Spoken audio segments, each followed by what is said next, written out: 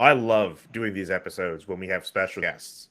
Andrew, I know you're technically a guest here, but I see you often enough. You don't count. Dan Robertson is here and is live, well, quote unquote, live from Columbus. And be mindful, he's doing this on his phone. So, hopefully there's no feed problems, but also be mindful of any celebrity cameos that come behind. Before we were doing this, Pierre Hood came up at one point. So, hey, everybody, it's Pierre Hood. There he is. Yeah. Hey, get you recorded. There Salut. you go. Dan, who's better, you or Pierre Hood? How do you think I'm going to answer that, Julian? Pierre Hood, of course. If I said me, I would be roasted. I'd be lying as well. Okay, well, at the very least, you're honest. Let's talk about the Montreal Canadiens on Hockey Inside Out.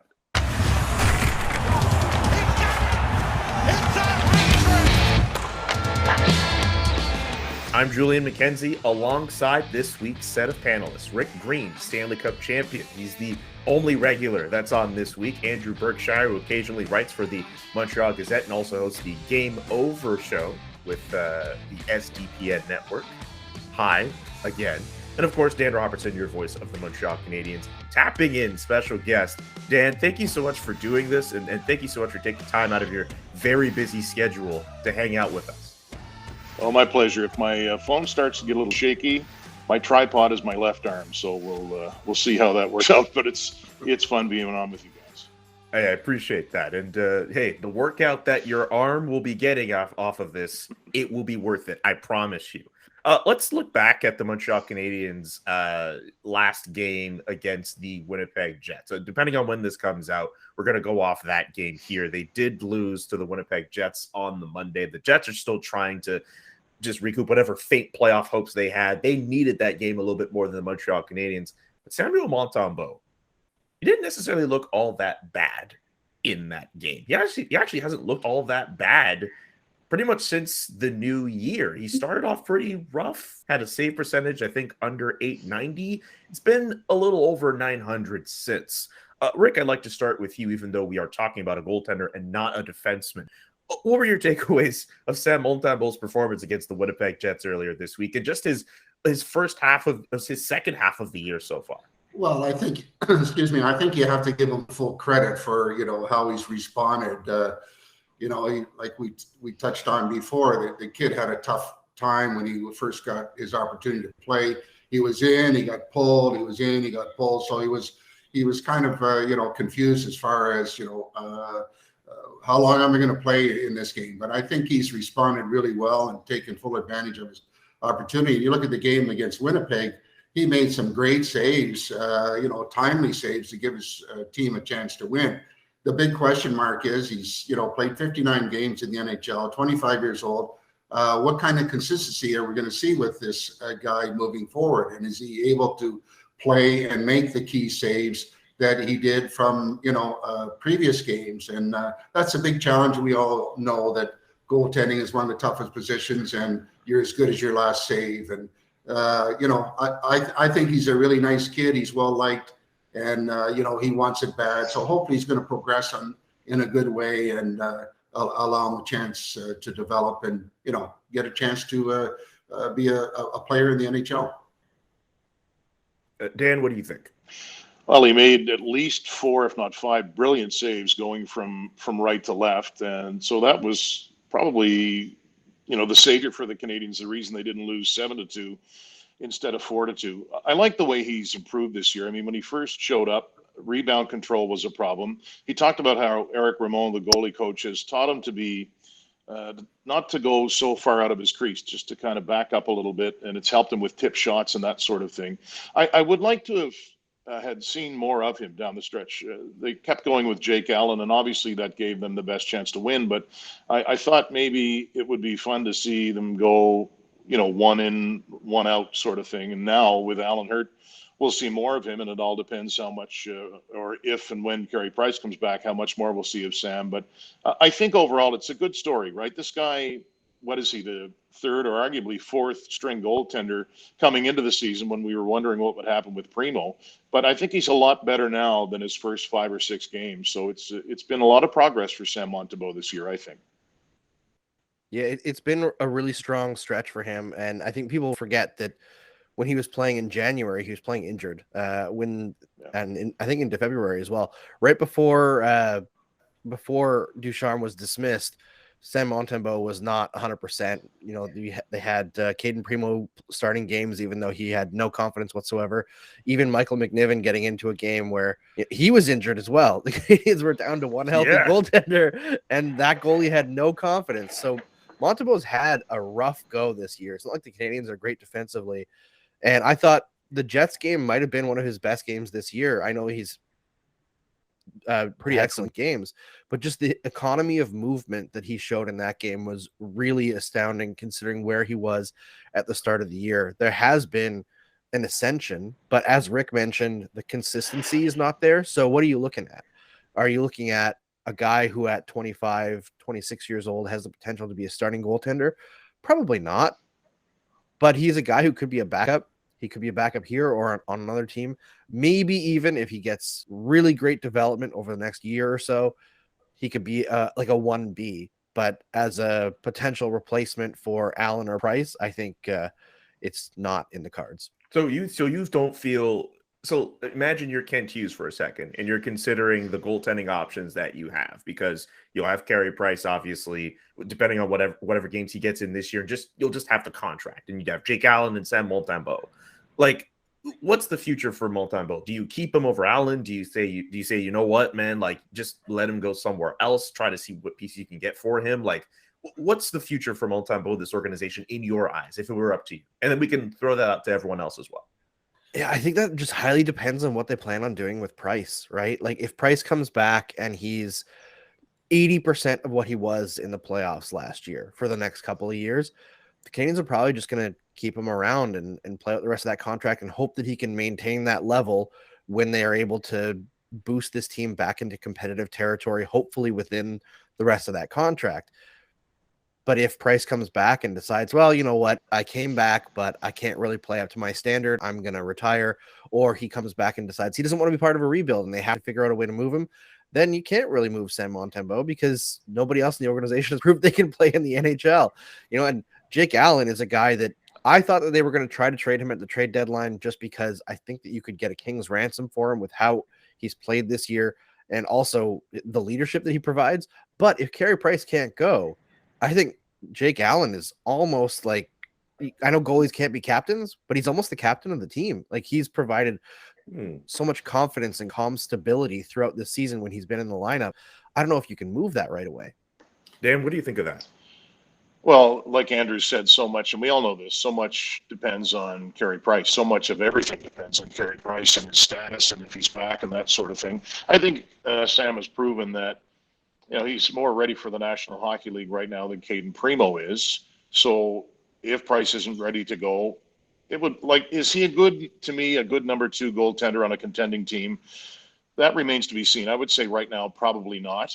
But I think it's all about where the chips fall for him. But as I mentioned earlier, I think we all think this. It's been nice to see him at least prove himself to some degree, that he can get in there and play well enough. And Andrew made a good point too. He's still wearing a brace on his right hand. Montembeault, not Andrew. Andrew might be, I don't know.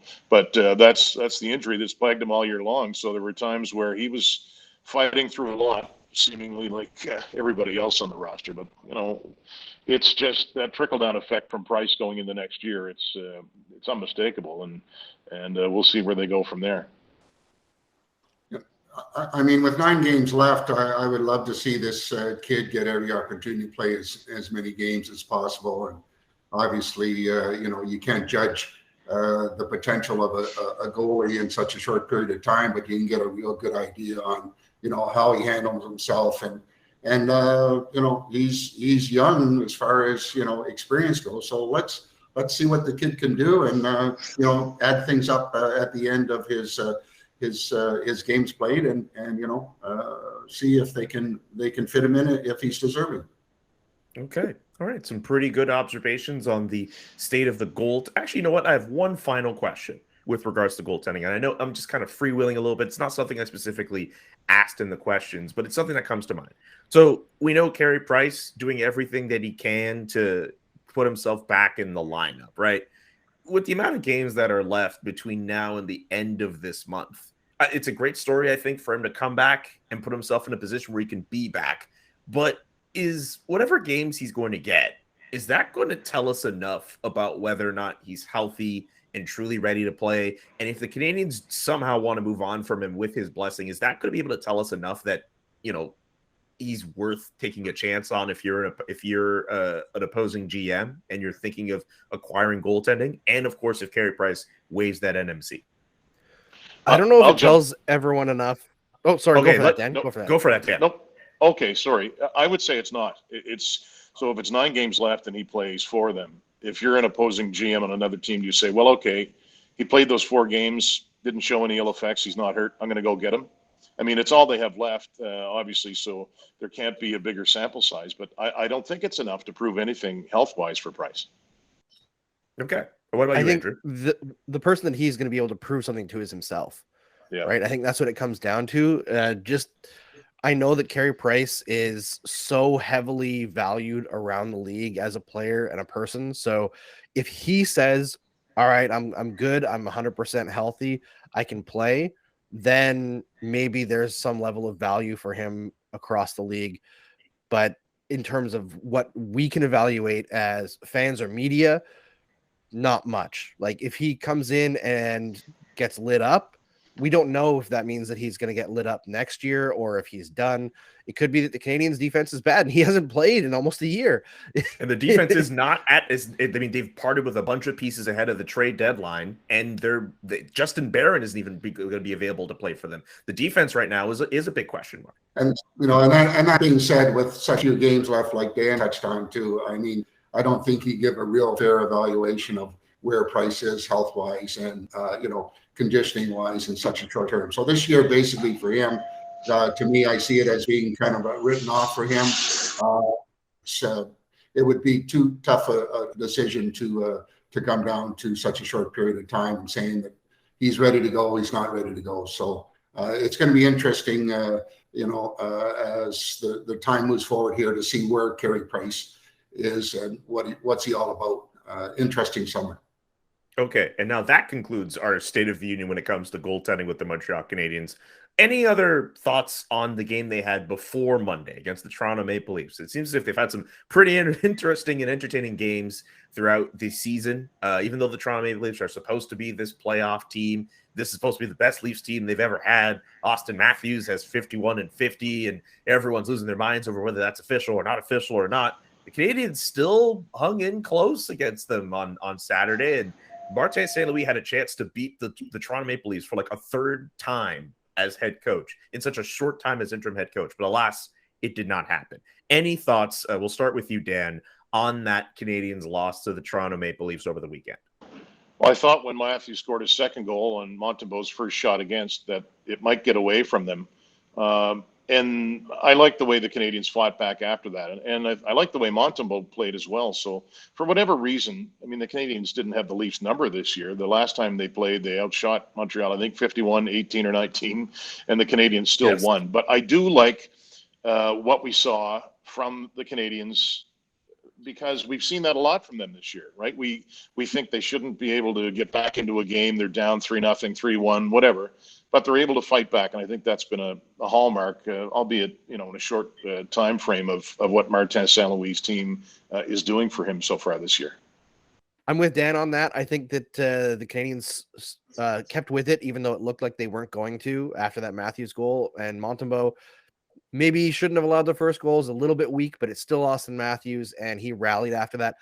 If Jake Allen does not get injured in that game, I do wonder how it changes because he was so good in that first period. But the Canadiens keep on fighting back. I think that dynamic combo of Suzuki Caulfield gives them something to truly build around up front that they haven't had in a very long time. And, like we've said, since the changing of the coaches, they've been competitive each and every game, even though they give up 40 shots. Against Toronto, they kept coming at Toronto, and they tried their very best to beat them. But you got to give full marks to Toronto, as much as I don't want to. They're impressive to watch with Matthews on the ice and Marner. These guys, they put on a real clinic when it comes to cycling that puck around and doing whatever they want to do. Not to mention their power play, it's like going, oh my goodness. I'd be like going, now what do I do? But compliments to the Canadians, compliments to the mindset. They're going at each and every game, each and every team, doesn't matter what, from start to finish, they're going to do their best. And, that's all you can ask for as a coach. And that's what he's getting from him right now. Okay. Also, I'll just end with this. Matthews getting 51 goals in 50 games. Are we considering that official? Are we getting tripped up on that sort of stuff? Where do you guys stand on that? It should be considered official. I hate the argument that it only counts from the beginning of the season. If anything, it's harder to do it mid-season because defenses are a bit more scrambly at the beginning of the year. The only reason we talk about it being from the beginning of the season in the first 50 games is because when Maurice Richard did it, there were only 50 games, right? So, pressure's on to do it back then, but he still scored 51 and 50. Okay. I don't care if it's official or not. He did it. That's a way of looking at things, Dan. No, Andrew's right. And look, there's a lot of Matthews haters, and that's fine. But don't let it cloud the fact that he's a brilliant player. I mean, you get 51 goals in the span of 50 games if it goes from one year into the next or whatever. I mean, we're splitting hairs here. I think it's kind of ridiculous. What he has done is pretty special. Rick, you get last word. Love to watch the guy. What a talent. Every time he's on the ice, huge threat. And my goodness, can he shoot the puck? I think he was clocked at 140 some kilometers an hour, one of his shots. I mean, those kind of guys don't come around very often, but he's a real deal. And, good for him. It's nice to see him, being part of the NHL and make the game better. Yeah, I'll just jump in with this. Not answer that question. I'll jump in with this if I can. I think he has the best left shot of anybody in history. Maybe Bobby Hull. I know it's a different era, but you look at all the great shooters, the Bosses, the Ovechkins, Brett Hull, all right shots. So if anybody can think of a better left shot, I'm listening. That is a very big take, and I'm going to have to stop you all there before this podcast turns into Leafs Corner. People don't like that. People don't like that. Hey, you guys remember when the trade deadline was coming up and people were wondering about Jeff Petry's future with the Montreal Canadiens and the fact that his family is no longer in Montreal? They've gone back to the States. He's still on this team. He seems to be a little bit more favorable of this current regime than the previous one, but he still is a question mark when it comes to this coming off season with regards to the contract that he's on, whether or not he wants to stick out with whatever the Canadians are going to do with the construction of this team. And considering the fact we still live in the age of COVID and restrictions, maybe he just wants to be closer to his family. Andrew, I'll start with you with this. Do you think the Canadians are going to have to move on from Jeff Petry just so he isn't a distraction for next season? What do you make of this entire affair? I mean, I'm no insider, right? I don't get to talk to the players every day like Dan does, but my gathering of this whole situation is that while Jeff Petry did not get along with the coaching staff very well and seemed to be happy to call them out at certain points during the season, he didn't seem to be to the point of toxic to the players in the room. He's still considered a leader on that team, and he does seem happier now. Yes. Should he be reunited with his family during the regular season? Sure. If, the pandemic is over next year, which who knows, it's year 2 now, going into year 3, seems like it's never going to end. Maybe his family comes back to Montreal and it's a situation that doesn't need to be resolved. But I think the writing's on the wall here that once you go down that road of talking about a trade, I think it's hard to walk that back. Vlad Tarasenko notwithstanding, I think he'll be moved in the offseason. I just don't think they have to do it.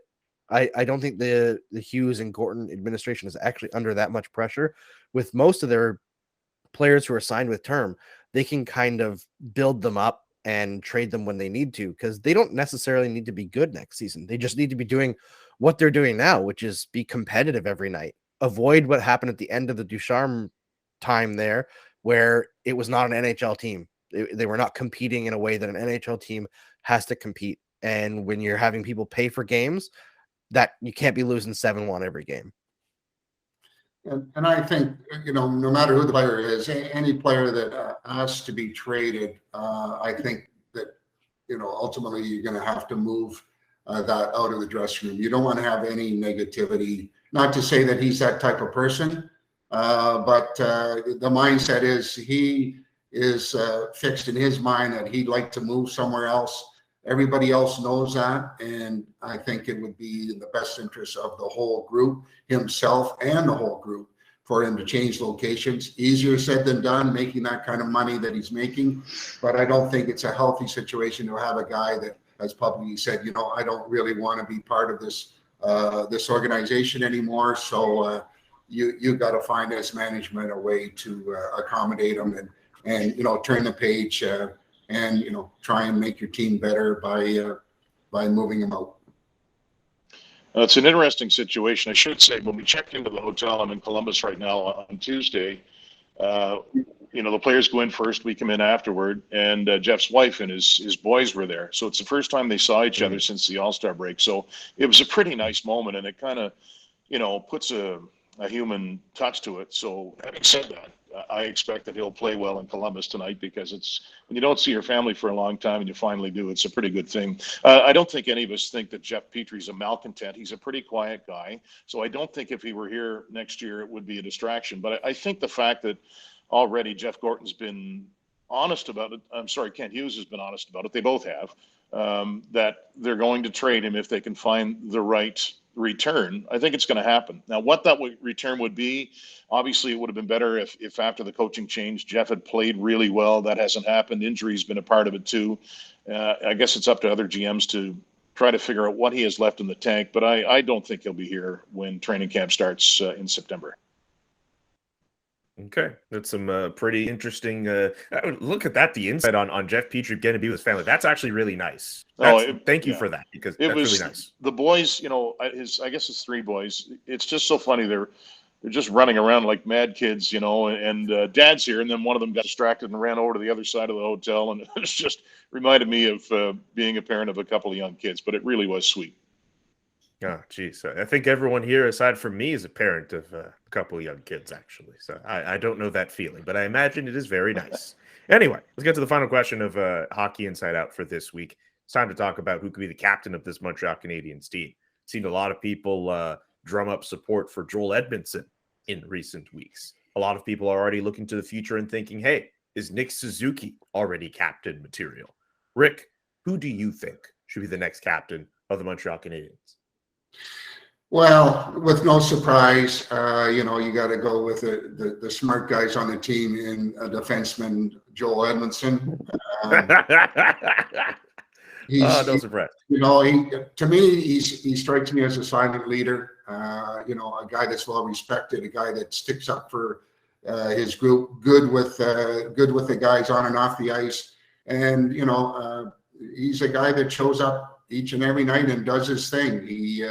He's not really noticed that much, but you notice him when he's not in the lineup. And I think that he kind of reminds me, like Bob Gainey was. He was a quiet leader. He didn't say too much. He showed through example.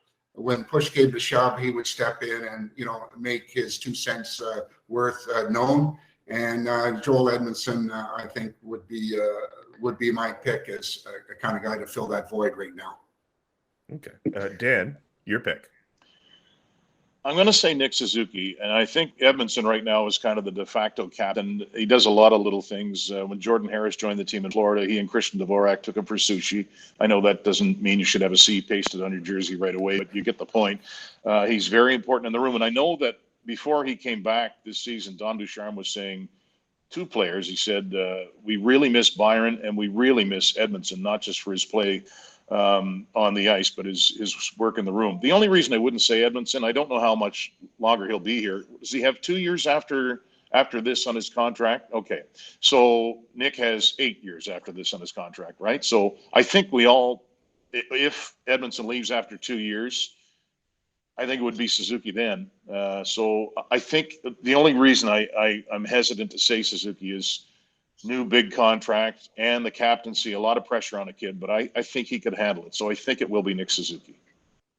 There's only one person who could fill this role in the Montreal Canadiens, Mike Hoffman. No, I'm kidding. No, it's Nick Suzuki. That would be no way. You don't even like Mike Hoffman that much. No, I'm kidding. It's going to be Nick Suzuki. I think Dan hit the nail on the head that he's signed for 8 more years. And yeah, it's a lot of pressure on the kid, but also you look at what the pressure that's already on him, right? He's one of the only players in the entire NHL who's the coach's first choice at even strength, first choice in the power play, first choice in the PK, first choice in overtime, first choice in the shootout.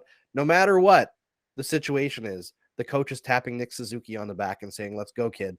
So putting a C on him, it doesn't really matter that much, I don't think. And Joel Edmundson doesn't necessarily need the C to continue to be a leader. I think it's just getting Suzuki into that role now so that he can grow into that role when the team becomes competitive. I think that's what's important.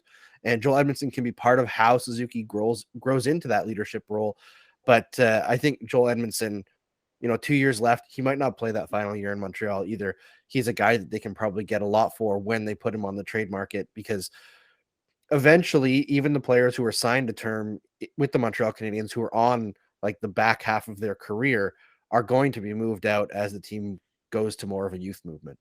If they make Nick Suzuki captain and Joel Edmundson is still on the team, does that mean Nick Suzuki picks the music after games as opposed to what happens now, where it's Joel Edmundson who's in charge of that? I don't know, because wasn't it even when Petry was captain, wasn't Subban picking the tunes back in the day? So maybe that's a fight.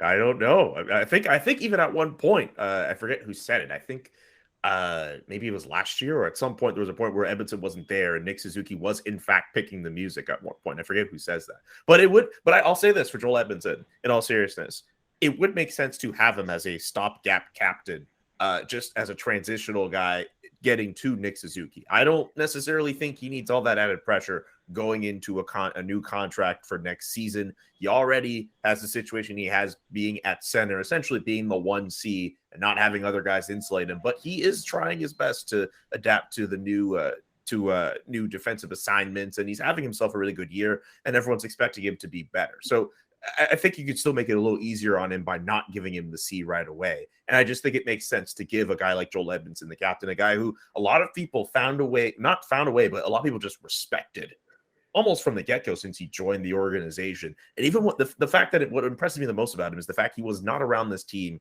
for months and people just revered him as much as they did. That just goes to show what he means to that locker room. It makes sense to me that he should be captain, even if it is just for a short while. And maybe he knows that too, considering what Nick Suzuki can bring to the organization. But it makes sense to me that Joel Edmundson could be considered captain.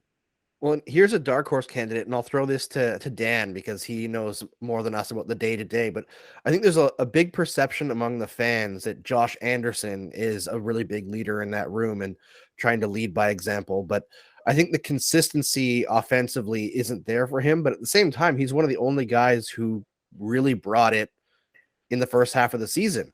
Is Josh Anderson possibly a dark horse candidate? Maybe a dark horse, but you bring up a good point, and I'd like to know what Rick thinks about this, to be honest. Does a player have to have a certain amount of production to be a captain? You mentioned like Anderson the last while with nothing to play for. I don't know if he's playing hurt, but the production hasn't been there. Edmundson, obviously, I mean, he's not going to be a guy. He produces in his own way defensively, but does that make sense, Rick? Like, do you need your captain to be a guy who, not necessarily a top scorer, but I mean, on the ice, that they have to be there and playing well every night, whether it's a forward or a defenseman? No, I don't believe so. I think it's all about the personality, and there's some individuals. Pacioretty comes to mind that really didn't fit that captaincy role, and it actually, I think, took away from his overall game at that time. But I don't think the stats or any of that stuff really plays out, other than what kind of person is he? Does he really, does he really fit that role of being a captain and spokesman and, taking care of business on and off the ice? And I think that's the bottom line, to have a good one. I've played with a number of guys that, haven't necessarily lit up the lamp offensively, but ones that just fit that mold and do a good job at it, and everybody rallies around them. Okay. Really quickly, Brendan Gallagher. Remember, like there was a time when a lot of people thought, man, he makes sense. Makes sense for him to be captain. A lot of that talk about Brendan Gallagher has like quieted in the last how many months. Even Stu Cowan, who sings the praises of Brendan Gallagher almost every chance he gets on this show, even he changed his mind in recent weeks about him being captain of the Montreal Canadiens. Yeah, I like Why Gallagher. I is- think he's an on ice guy that you want to have in your leadership core, and definitely plays for the crest. But I don't know if I don't see him as captain. I know I talked to Tim Peel because the perception is that refs don't respect Gallagher. He gave me the opposite impression of that. He seems to be a huge fan of Brendan Gallagher. But then I believe it was Dave Jackson said that refs don't respect Gallagher. So maybe it's not unanimous there. And I think you do have to have some level of respect from the officials. And, you know, Gallagher's actually done a good job drawing penalties this year for the first time in a long while. But whether we expect that to continue is another story. He definitely doesn't get the benefit of the doubt on any goal call. Okay, Dan, and then we'll let Rick finish. Yeah, it looks like that window is closed, and I don't know if it's because of his effectiveness anymore. I guess apart from that, I want to see what Gallagher can do next year because he had such a short offseason. They all did, right? But I think he needs a long offseason to prepare his body for battle, maybe more than some guys, if that makes any sense, just the way he plays. So I think the first month of next year is going to be pretty telltale about where he is as a player. But yeah, it's funny. It's like his name has kind of left the conversation, I think, as a possible captain for Montreal. But he's still a leader, obviously. Yeah, and I think it's fair to say leader through example. And he does a lot of talking to the media to represent what's really going on in the dressing room. But I think that he's not the kind of guy that he's the kind of guy that shows the character that you want to associate with the Montreal Canadiens each and every night. But I don't. My feeling is not really the captain when you have some other guys in front of him. Damn, there goes. There was a time when people thought Brendan Gallagher captain material for the Montreal Canadiens. How things have changed over the course of how many months. But someday soon, we'll know who the new captain of the Montreal Canadiens will be. Dan, can't thank you enough for tapping in. I can't thank you enough, Andrew, as well, for tapping in as well. And Rick, I mean, dude, you're just the consummate professional, consistent as always. Appreciate seeing your face as well. And I appreciate everyone who was able to tune in and watch this podcast on YouTube. Subscribe to our show on YouTube. Click on the subscribe button on this YouTube page. You're already here. You might as well do it. And visit hockeyinsideout.com for more episodes and subscribe to the Hockey Inside Out newsletter, montrealgazette.com/newsletters. We'll be back next week with a brand new episode.